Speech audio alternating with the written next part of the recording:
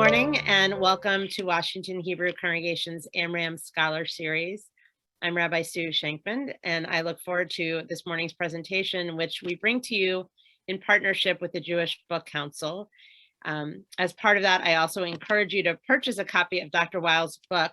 And I also want to invite you, if you have a question for our speaker this morning, I invite you to share that directly with me in the chat, and I can keep track that way and make sure that he's able to answer questions that folks have. I'm so excited. I've had the chance to meet with Dr. Weill a few times in preparation for today, and I'm going to tell you a little bit about him before he begins his presentation this morning. And I just want to remind everyone again to please remain on mute during our time so that we can all be able to hear and be able to really be focused together as we would be if we were here in person. And there'll be time for you to say hello to each other at the end as well. So Dr. David Weill is the former director of the Center for Advanced Lung Disease and Lung and Heart-Lung Transplant program at Stanford University Medical Center. He's currently the principal of the Weill Consulting Group, which focuses on improving the delivery of pulmonary, ICU, and transplant care. Dr. Weill has served in a variety of international and national roles, both in the private and public sectors, and has authored numerous medical articles, book chapters, and editorials. He has twice testified before the United States Senate about how various inhaled occupational exposures affect lung health. He has also appeared before various state legislatures and has lectured extensively nationally and internationally at major medical conferences and academic medical centers. Dr. Weill's writing has appeared in the Wall Street Journal, USA Today, Salon, Newsweek, the Chicago Tribune, Stat, the Washington Post, The Hill, the New York Post, and the Los Angeles Times. He also has been interviewed on Fox and CNN and by the New York Times, the San Francisco Chronicle, and the Wall Street Journal. His memoir, Exhale, Hope, Healing, and a Life in Transplant was published in May 2021 by Post Hill Press.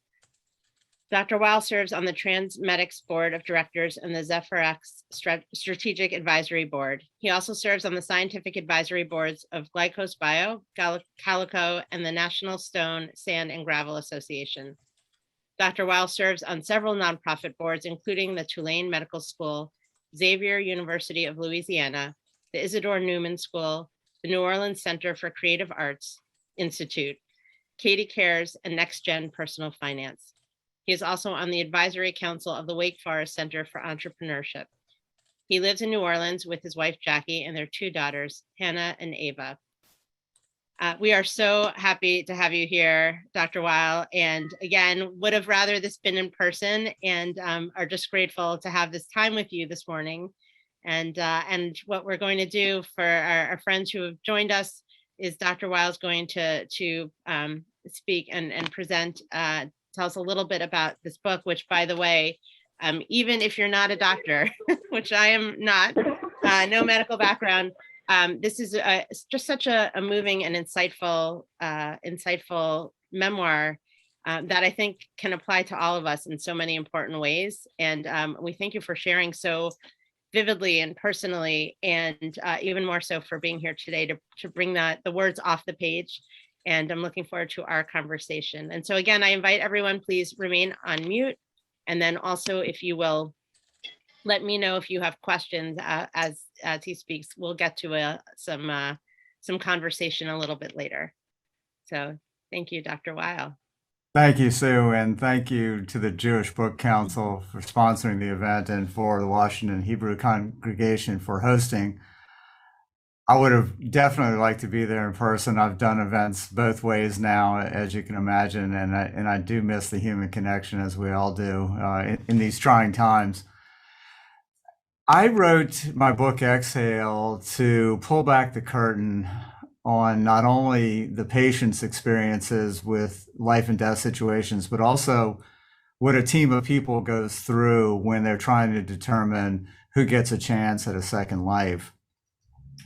What attracted me to this field a long time ago, now almost 30 years ago, were the many moral and ethical dilemmas of doing transplant work. There's some politics involved as well, unfortunately, and I write about those as well. But nowhere are the issues more profound and more thorny, frankly, than when it comes to organ donation. And I wanted to spend just a moment talking about that, and then I believe Rabbi Shankman and I will have a discussion a little bit more in depth. But if you'll allow me to talk just a little bit about organ donation, I'll go ahead and pull my slides up. Everybody good with the slides? Sue? Yes, we can see perfectly, and we can still see you and the slides. Okay, great. Thank you. So just a little bit about the statistics around organ donation. So right now in the United States, there's over 125,000 people waiting on a life-saving transplant. So every 10 minutes, someone is added to the national transplant waiting list, and approximately 17 people will die each day while waiting for an organ. That's despite we now in this country do about 100 transplants per day, every day, and we just actually crossed the 40,000 transplant mark for the year 2021, first time we've ever done that. So when it comes to donation, you can think of it in two types of donation. It can be either tissue donation or organ donation. So when it comes to organ donation, these are patients generally with a heartbeat. So these are heartbeat, brain dead donors, and I've listed on the slide what kind of organs can be donated. But we also have to remember the tissue can be donated as well and be very valuable for a variety of medical indications: cornea, tendons, heart valves, you name it. So in our country right now, organ donation is voluntary. And so there are two basic approaches to organ donation. One is called an opt-in. That's what we've got right now. This is where the donor gives consent. You actually have to say you want to be an organ donor, and then you become one. What's being talked about in this country, and frankly has already been adopted in some European countries, is an opt-out system, where you actually have to say you do not want to become an organ donation. Otherwise, the assumption is that you are an organ donor. So that's the opt-out system.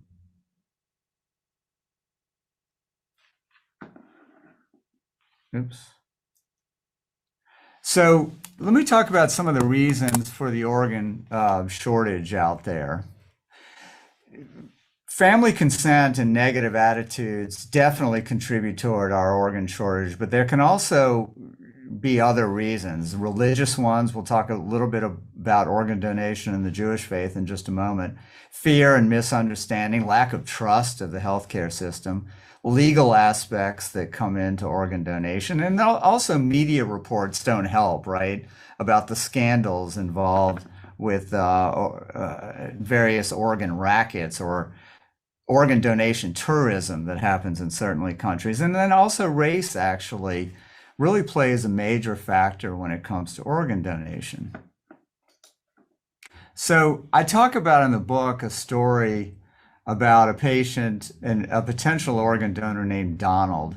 And Donald was a young African-American man who was shot and killed, and his family was quite distraught. And I talk about when I early on in my career had to approach them for organ donation, and in their moment of grief they decided not to become an organ donor, largely because they felt like we could save their loved one if we only tried harder, and that all we wanted was their organ donors. So there was a lack of trust, especially among the African American community, toward people like me that were walking around in a white coat in a hospital trying to get them to consent for organ donation. So the story is just illustrative in the book about how cultural issues, religious ones, racial issues, even socioeconomic ones can enter into the transplant organ donation arena.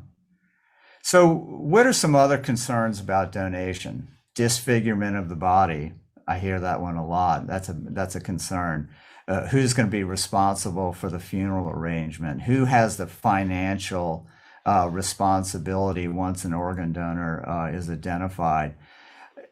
A lot of people, mistakenly, but a lot of people think they can't be an organ donor because of their medical history. And this last one is one that I just talked about with in relationship to the story I told about Donald, and I talk about in the book. If I want to be a donor, they won't try and save me. And we've heard this over the years many, many times, and it's probably the most disheartening of all the reasons and concerns about organ donation. There are also a lot of controversies that surround this entire arena, and ones that I frankly grapple with quite a bit in various capacities, about who should be transplanted. Should it be United States citizens only? Should it be people who used to smoke or who are alcoholics? Should we give organs preferentially to the very young versus the very old, the rich or the poor? What do we do about prisoners who need an organ donation, or I'm sorry, who need a transplant? And should we transplant only those who themselves have agreed to be organ donors? Very controversial point, as you might imagine. And then one I've written about recently in the Washington Post, an editorial that I wrote a month or so ago, about whether or not transplantation should occur in only those recipients who have already been vaccinated. We're concerned that after transplantation, if an immunosuppressed patient were to receive a transplant, would the coronavirus infection be devastating to their health? And I argued that it certainly would be, and there's good evidence for that, and that we should really only offer transplantation to those who already have been vaccinated, not making a judgment about that person, but making a medical assessment of who has the best chance to do well after transplant. And as you might imagine, lots of letters to the editors and comments about that editorial.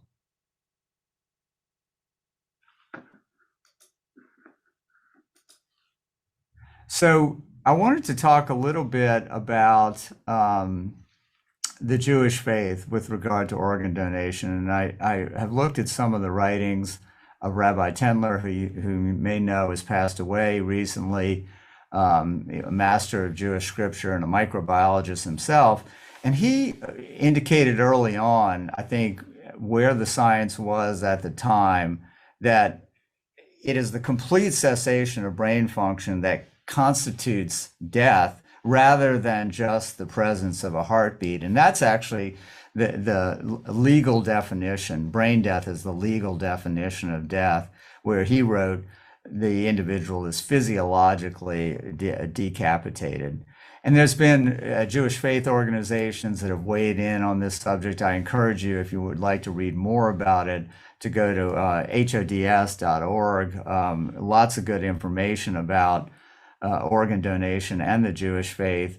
And some of these accomplishments, some of these initiatives have resulted, particularly in Israel, of increasing organ donation, less death on the waiting list, more rabbis with organ donor cards. And by one measure, there was at least 300 life-saving transplants that were otherwise not going to happen unless these initiatives were taking place. So it's a wealth of information at that website, so I encourage you to do that. I think more importantly than looking at the website is to talk with your family and your rabbi about the issue of organ donation, and try to sync that up with your own Jewish faith. There's ways at the website to get an organ donor card, but there's also ways, I think more importantly, to get more and more education about the whole process, particularly as it relates to the Jewish faith. And so with that, I'll just conclude and thank you just for letting me talk a little bit about organ donation, because I just think it's so critical to what we do when we're trying to save someone's life. So thank you for that.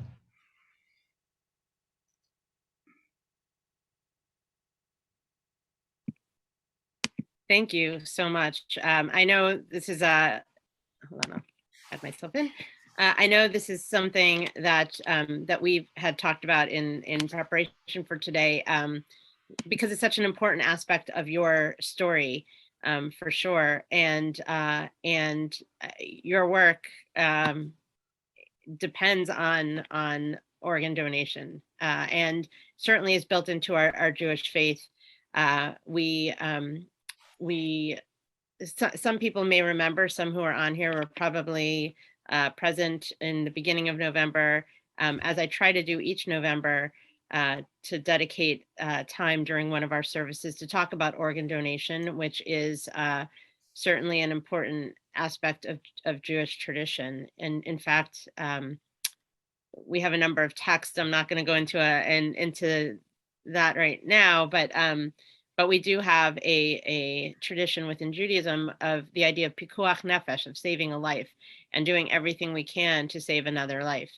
And so it is a conversation that all of your rabbis are available to talk about as you're making decisions. You know, and I know that we have certainly this opt-in option.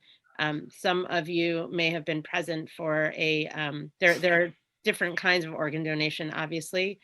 Some of you may have been present this past week. We had the death of a 24-year-old, and she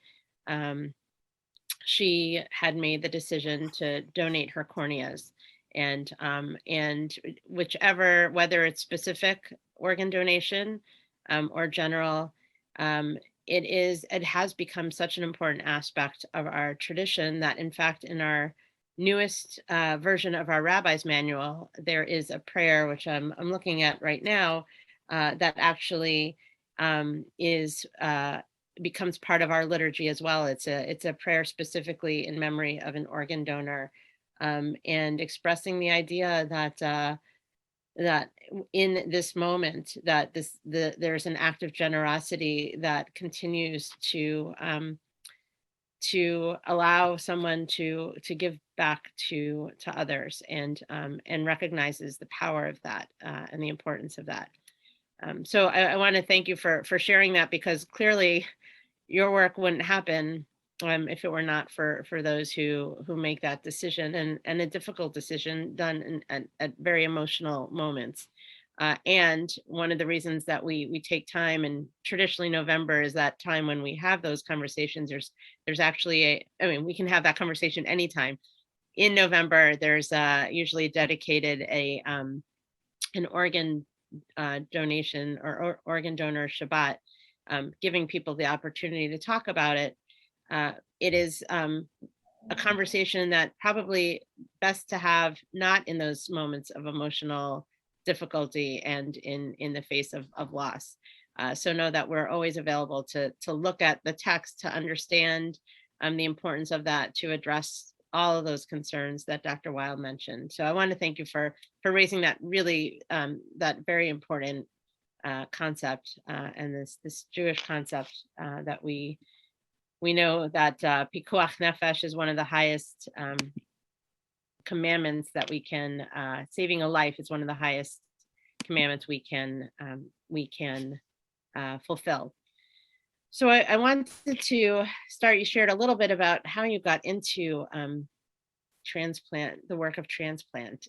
Maybe if you'll tell us a little bit more, in the process of choosing specialties, what was it that really drew you to the work of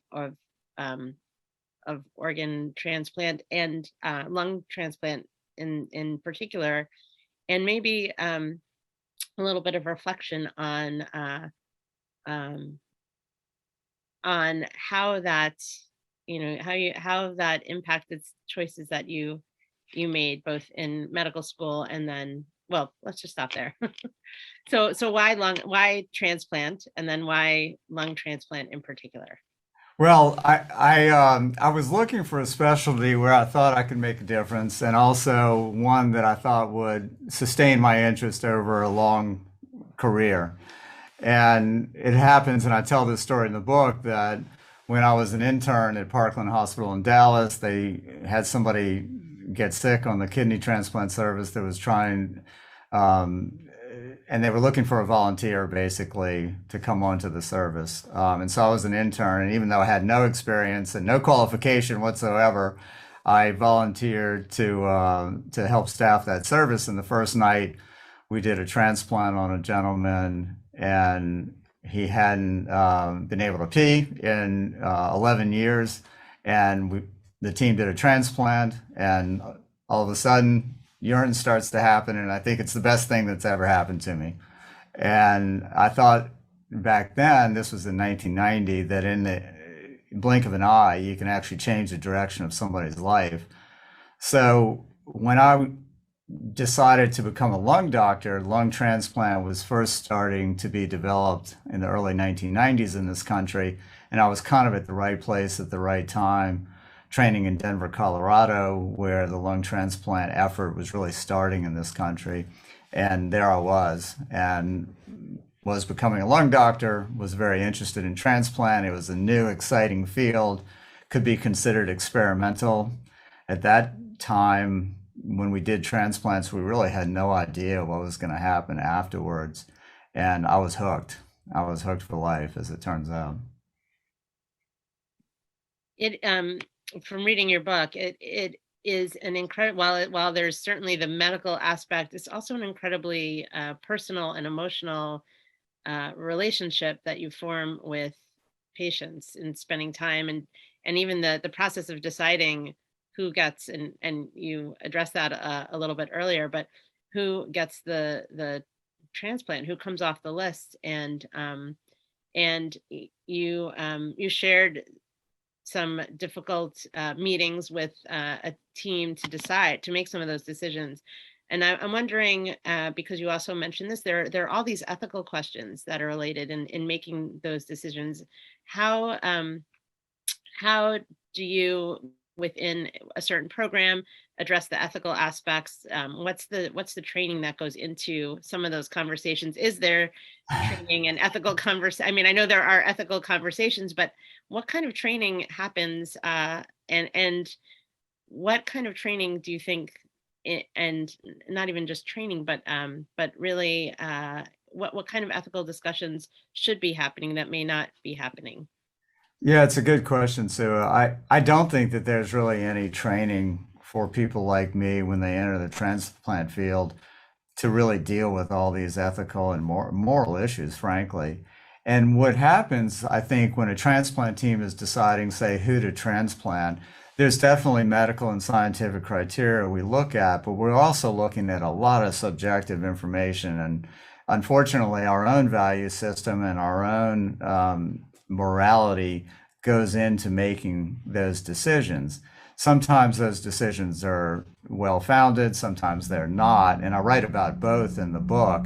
But I think some of the more difficult issues we're dealing with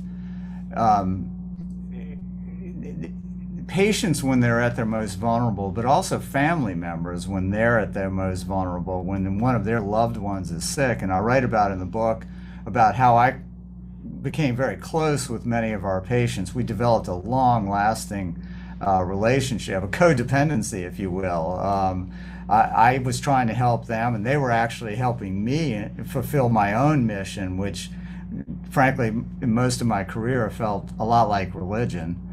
And the relationships that I formed with the families were particularly important to me because I had to have so many important discussions about, when a patient goes on the waiting list, when an organ donor becomes available.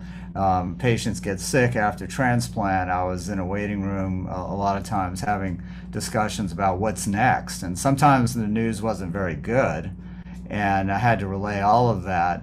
But being able to relay that information faithfully was something that I cared a lot about, but I think it was built on a foundation of trust that had been developed in many years of taking care of that patient and that family. I think had I just met them for the first time, say, the conversation would have been very different and probably not as productive. I know that you also certainly encountered difficulties, and because of that personal investment, also faced loss with patients that you had developed deep relationships with. Can you share a little bit with us about how that has impacted, certainly some of the choices that you've made in what you're doing now, and just the perspective that I don't think we always get of what the doctors face in this work. Yeah, the bottom line was is losing a patient to me was devastating. It actually got harder as my career went on, not easier. Sometimes doctors and members of the caregiving team, they get anesthetized to death as their career goes on. It was actually the exact opposite for me. When my father received a transplant early on in my career, it changed my perspective of the field. It became every patient was somebody's father, somebody's mother, somebody's sister, and it became very much a mission for me. And then when I had kids of my own, it also changed the field for me dramatically. No longer was it just some kid out there or somebody's sister or brother. It became my kids. And that can be good or bad, as you might imagine, because I became so personally invested in the field and in the outcomes. And as time went on, I could no longer accept when the transplant didn't go well and when we lost a patient. I took that as a personal failure, not as this kind of thing happens. It's a high-risk field. People die. I actually took it on as a personal responsibility. And I don't think it would be that surprising to say that, at some point it was important for me to step aside from that responsibility because I don't think it was good for me and I don't think it was good for my family as well.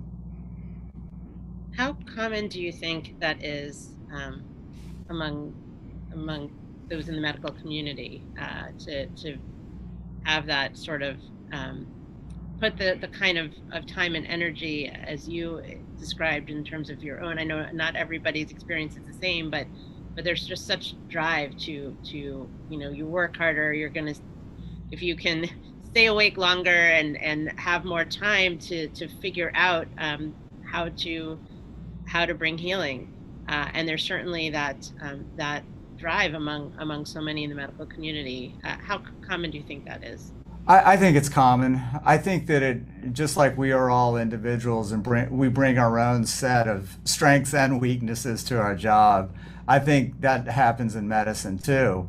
I've seen members of the healthcare team manifest their emotional hurt in a variety of ways.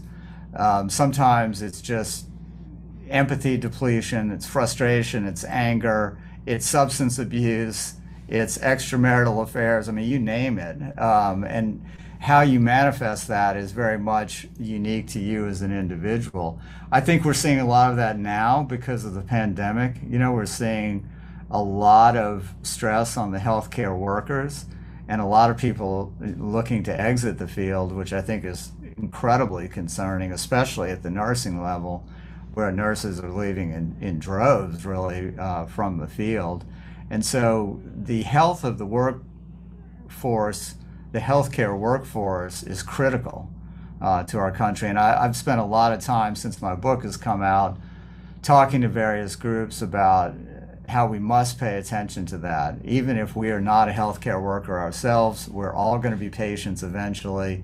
And ultimately, the person who's taking care of us, if they're not well, then we're not going to get well. And I know a lot has been written about that, and I'm glad. But at the same time, hospitals need to take concrete measures to improve the situation for all the healthcare workers. And I want to come back to that in a minute, because I know that's something that you've been doing more recently in helping and supporting that goal. But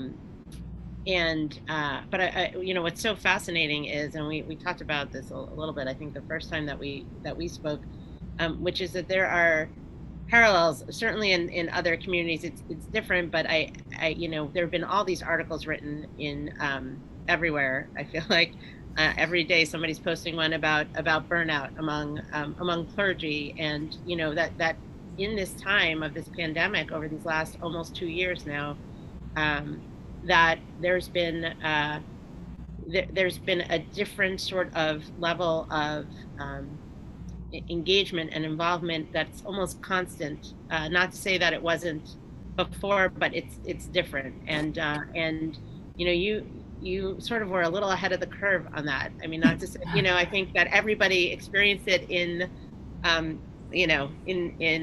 an extreme in the last couple of years, but you were already you were ahead of us on that. And how do we address that as a society, among certainly in the medical community, clergy, but in other professions as well? I think of teachers and others who have a whole new set of just the considerations day to day, and also focusing on the well-being of whoever it is that we're working with. What can we do as a society to provide the care that's needed, and also that well-being, and taking care of ourselves? One way is certainly to take that step back, but what else do you, from your experience, that in your perspective, I think you can provide so much insight into what we might be able to do so that we don't get to that point. Yeah, I've always been the first among my peer group of experiencing good and bad things in my career, so this is no different.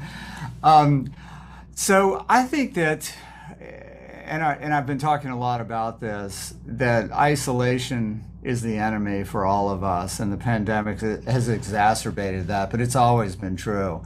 I think that most of us, when we're struggling emotionally, tend to isolate, and I think that we have to maintain the connections.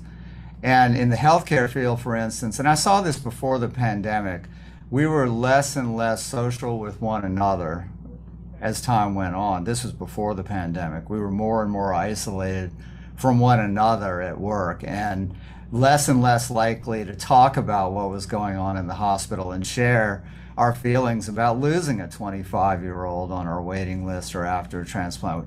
We hardly ever talked about that as a transplant team. So I think that the key is to stay connected. And for me, and I've been talking with groups about this, it's really stay connected to the 3 F's: our family, our friends, and our faith. And I think that we have to do that every single day. The more we isolate from ourselves, the more we stick our face in a book or watch a movie by ourselves, lose opportunities to talk with one another, we're starting to really fail.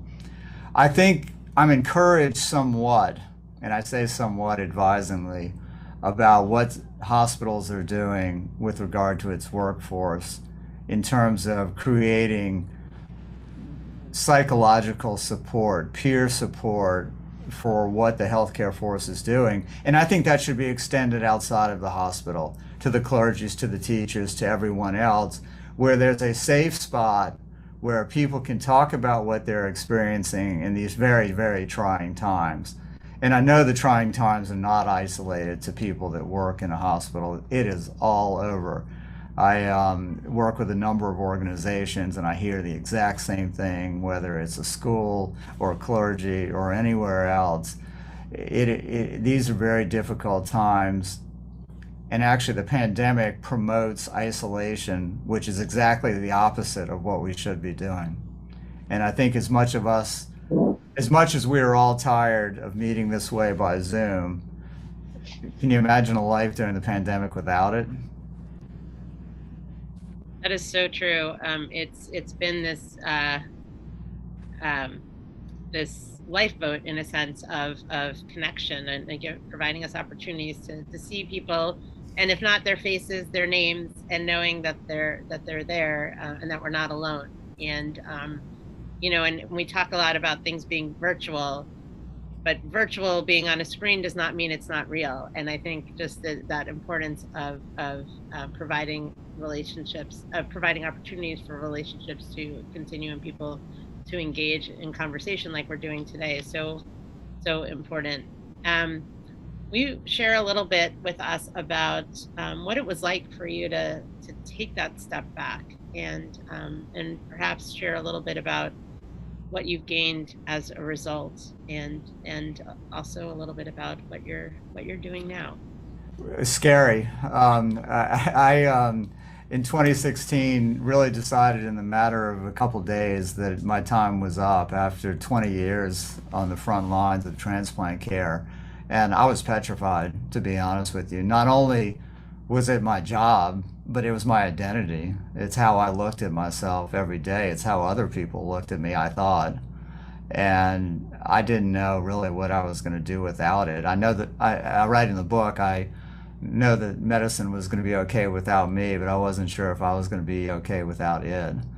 And so I took it after a little bit of sulking, frankly. I took it as an opportunity to reinvent myself. I basically got out a piece of paper and on the one side listed the things that I do well, and on the other side listed the things I don't do well, and decided to stop doing the things I don't do well and focus on the ones I do well. And so I built a business around helping transplant programs improve because I thought that's what I do well, I think. And so I work with hospitals now across the country that are having struggles, whether in the heart, lung, kidney, or liver arena, with their transplant programs. And the struggles are the same ones that I encountered throughout my career. They can be clinical, administrative, team dynamics, financial, you name it. So now I go around helping these transplant programs perform better. And the way I rationalize it to myself, that if I can help the programs be better, I'm helping patients also in that way, even though I don't have direct contact with patients, except the ones that keep up with me through social media, which I cherish. I don't have that same kind of contact, but I think I'm helping though in an indirect way. And in between leaving Stanford in 2016 and the work you're doing now, that didn't happen overnight. That sort of return to the work and returning to it with a different perspective and from a different angle. Can you share with us a little bit, if you will, about what that process was like and what have been your sources of support and strength? Yeah, I mean, it started during the first 12 months after I left Stanford. I made a conscious decision to heal up a little bit. I decided I needed some sleep. I needed to get away from the transplant arena. I needed to spend a lot of time with my daughters and my wife, who got the short change, frankly, during my career. And I also wanted to coach eighth grade basketball when I moved back to New Orleans. So I spent a season doing that. And these were the kind of things that I had never really had the opportunity to do. But I decided during that first year I wasn't going to set very high expectations for myself professionally, but I wanted to make sure that I was taking care of the personal part of me in a very intentional way. And so that first year was really based really on getting better, healing, and then started to build my business, started to build my professional life again, wrote Exhale, and really got back to thinking about the issues that are important to me. And transplant is in my blood, and I don't think I'm ever going to be done with it per se. But I had to figure out a way that I could do it without the same frontal assault that I approached the job for so many years.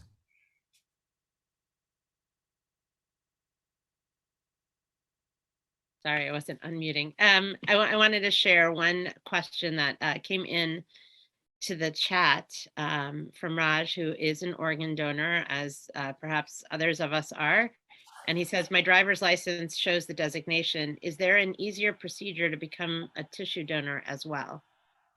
No, that's actually the best way to do it. But the driver's license, and I tell groups this all the time, the driver's license is important, but probably even more important than that is to tell everyone in your family that you want to be an organ and tissue donor. So if God forbid something happens to you, your family members are going to be the best source of information about what your intentions are. And if you tell everybody in your family you want to be an organ and tissue donor, you're going to be one.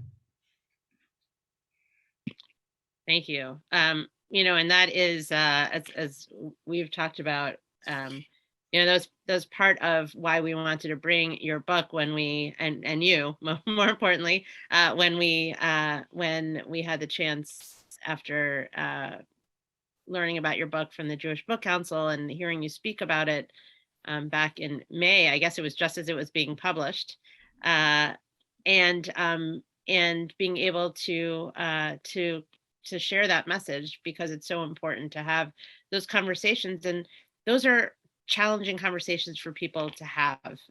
It certainly is.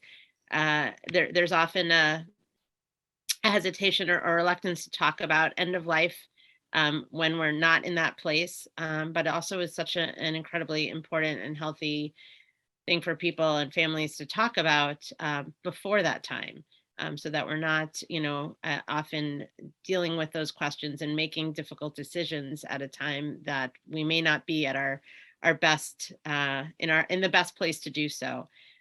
So I think that's so important. Also, another question. Hold on. Oh, I don't know if you can still hear me. It sounds like I'm. Oh, there we go. Sorry, I froze for a second. Sorry there. So Edith Harriet asks if Dr. Weill can say something about the pig transplant recently performed in New York. Is it promising, and how do you feel about it? It is promising. I mean, for so long, we've been waiting for animal transplantation using animal organs to go into a human. It's called xenotransplantation.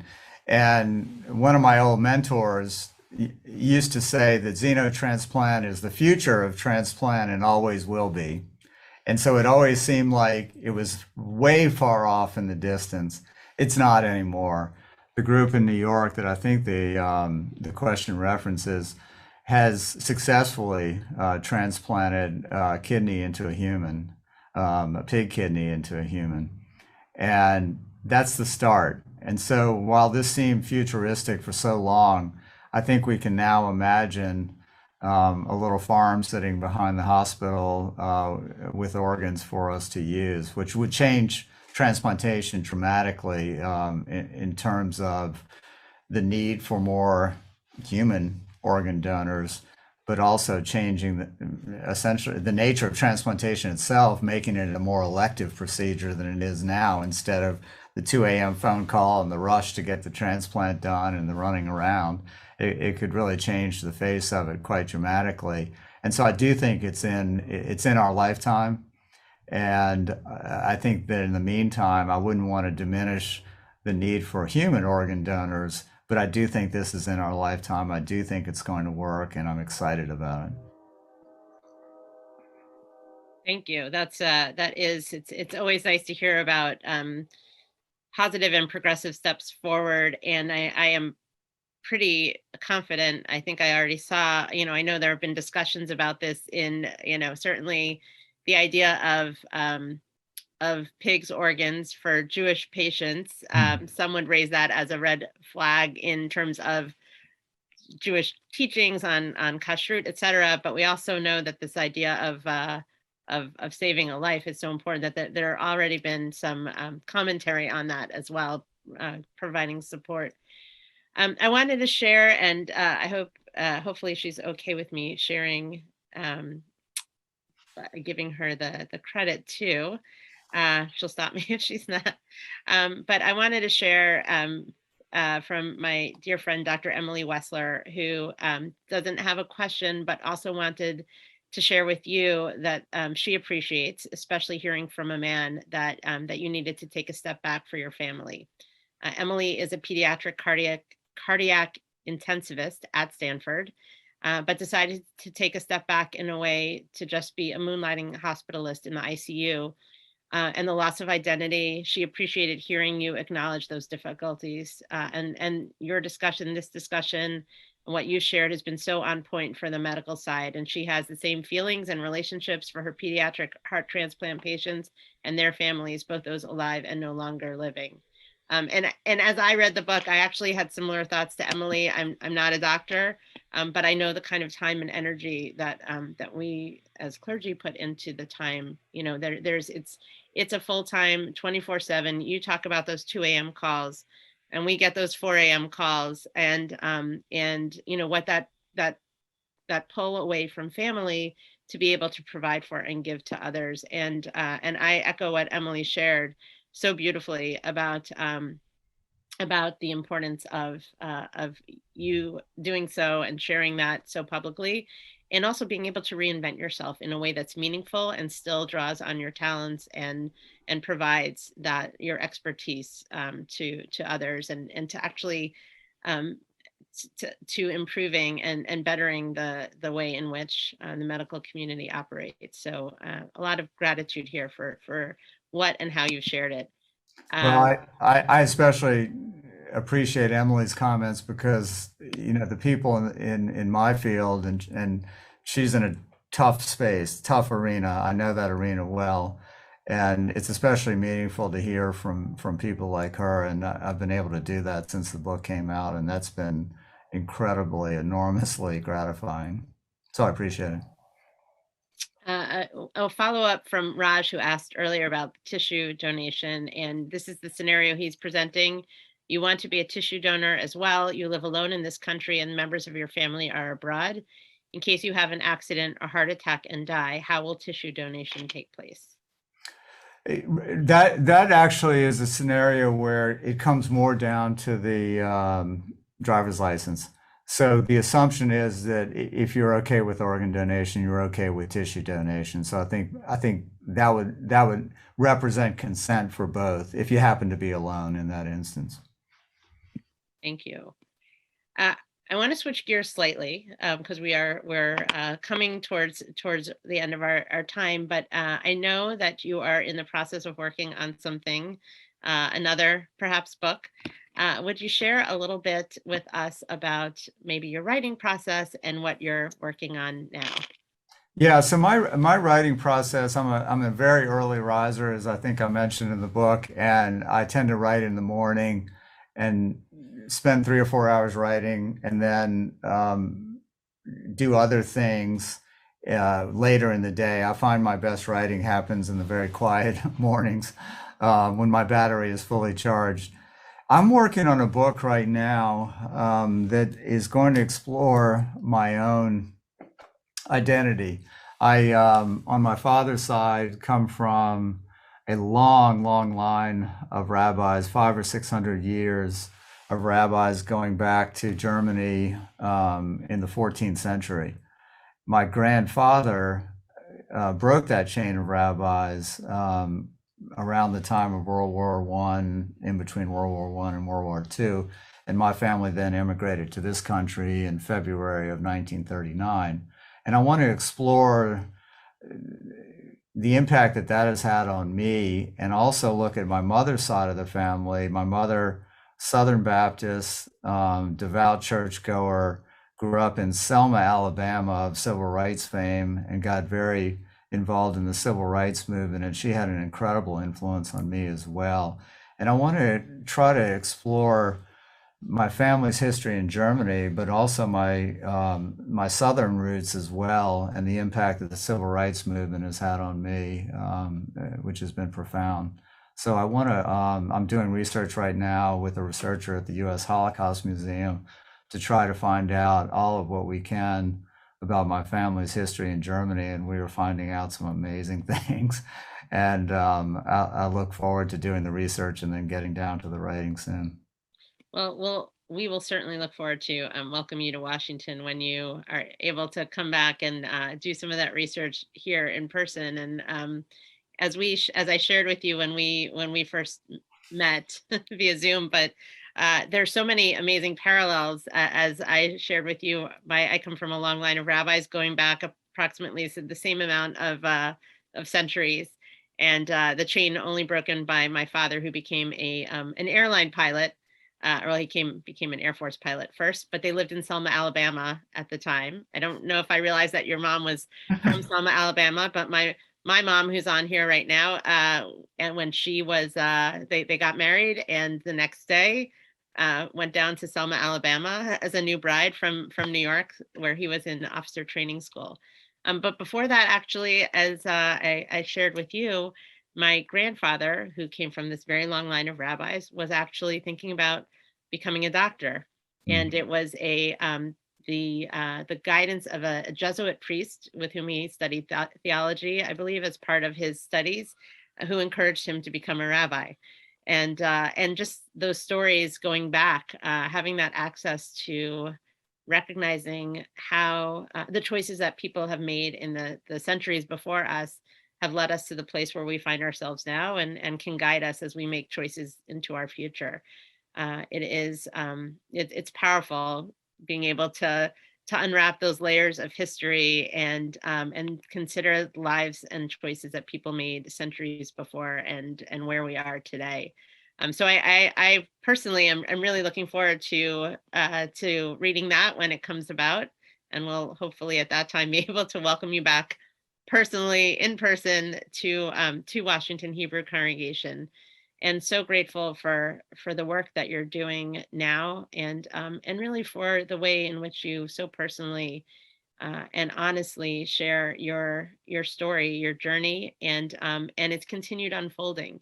And that reminder to each of us that we certainly have had the silver lining of these pandemic times, of being able to take a step back from our busy, busy lives, so that we might understand and recognize the value of not just reinvention, but taking a breath. In Jewish tradition, we have that each and every week. We have that opportunity for Shabbat, which is supposed to allow us to take a breath so that we can physically re-enter into whatever it is that keeps us busy and sustains us and others during the week. And you've done that in such an incredible way with your life. I hope it's something that we all take to heart, and also try to emulate in taking those steps back, in focusing on what's important, and recognizing that the work we do is important for others, but we can only do it if we can sustain ourselves in ways that are healthy, and that we don't do it alone. And I think that's one of the really important, truly important messages of your book, but certainly also your words today, is that we have a community that can support us. And we're so grateful that you are now part of that community, and our Washington Hebrew community. And we thank you for today. We look forward to being able to welcome you in person in the future. And thank you so, so much. Thank you again, and I look forward to meeting you all in person one day soon. There is going to be an end to this, and so it's coming. So we invite everyone to please stay healthy and safe, and we wish you all a healthy and happy New Year. May 2022 be the year that we come together physically and in safety, and continue forward together. So thank you again to Dr. David Weill and to the Jewish Book Council, and we'll look forward to seeing folks back in January for our next Amram series on January 9th. Thank you, Dr. Weill. Thank you.